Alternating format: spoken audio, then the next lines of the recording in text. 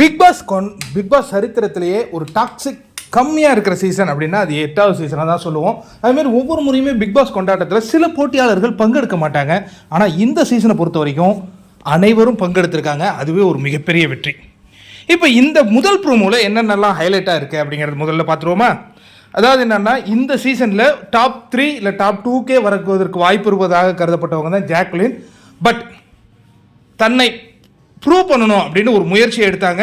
2 செகண்டில் அந்த வாய்ப்பை இழந்ததுனால அந்த வீட்டில் இருந்து வெளியேறினாங்க. பட் மக்கள் அவங்களுக்கு ராணிங்கிற அந்த கிரீடத்தை சூட்டுறாங்கங்க. குட் ஆர் குட் ஹெல்த்தும் மக்களுடைய மனதும் எந்த அளவு பொருந்தி போயிருக்குங்கிறது எனக்கே பிரமிப்பாக இருக்குது. ஏன்னா இவங்க வெளியேறும்போது நான் சொன்னேன், பிபி வீட்டின் ராணி வெளியேறி விட்டார் அப்படின்னு. அதே மாதிரி மக்கள் அந்த ராணிங்கிற அந்த கிரீடத்தை போட்டு அழகு பார்க்குற அந்த காட்சிகளை பார்க்குறோம். அதுக்கு அடுத்தது தீபக்கனுடைய ஃபேமிலியையும் காட்டுறாங்க. அதில் வந்து சஞ்சீவ் பேசுகிறார். தீபக் வாஸ் ஃபயர் அப்படிங்கிறாரு.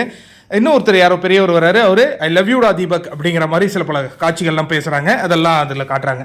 அதற்கு பிறகு பார்த்தீங்கன்னா டேக் 1 டேக் 2ன்னு சில பல விஷால் அவங்கெல்லாம் வராங்க. அதுக்கப்புறம் ரோசாப்பூ சின்ன ரோசாப்பூ அப்படிங்கிற அந்த பாடல் ஒழிக்கப்படுது. அதுலேருந்து சில காட்சிகள்லாம் நம்ம காட்டுறாங்க.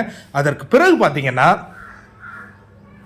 நாங்கள் சௌந்தர்யாவின் ரசிகர்கள் அப்படின்னு சொல்லிட்டு சிறு சிறு குழந்தைகள்லாம் அங்கே வந்து அவங்களுக்கு ஒரு நினைவு பரிசை கொடுத்து வாழ்த்தும் அந்த காட்சிகள் ரொம்ப பிரமிப்பாகவும் மெய்சில் இருக்கிறபடி இருக்குது. அதற்கு பிறகு ராஜு பேசுகிறாரு. முத்துக்குமரனை பார்த்து கேட்குறாரு, நீங்கள் அரசியலில் பெரிய ஆளாவீங்க, அப்படி அரசியலில் பெரிய ஆகணும்னா எந்த கட்சின்னு தெரியும் இல்லையா, நம்ம கட்சி விஜய் டிவி அப்படிங்கிற மாதிரி சொல்கிறாரு. அப்போ மறைமுகமாக ராஜு யாருக்கு ஆதரவு கொடுத்துருக்காருங்கிறது உங்களால் கண்டிப்பாக கணிச்சிருக்க முடியும். அதற்கு பிறகு பார்த்தீங்கன்னா முத்துக்குமரனுக்கு வந்து பரிவட்டம்லாம் கட்டி விஷயம் சொல்கிறாங்க.